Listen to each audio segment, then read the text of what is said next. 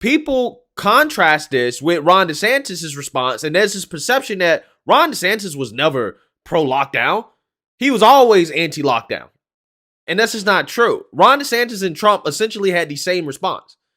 When coronavirus first arrived, because nobody knew what it was, how dangerous it was, nobody knew, Ron DeSantis locked down the state. Ron DeSantis did lock down Florida. He was for the lockdowns initially, like everybody else, okay? Because we knew nothing about it.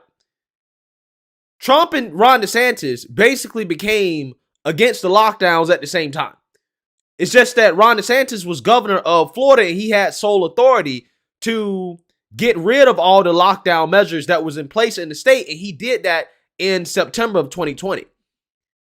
But for whatever reason, again, there's this perception that Trump was pro-lockdown while DeSantis was anti-lockdown, and that's just simply not true.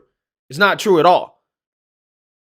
Ron DeSantis came out and gave an interview and said, I wish I had spoke out against Trump's lockdown measures when he implemented them.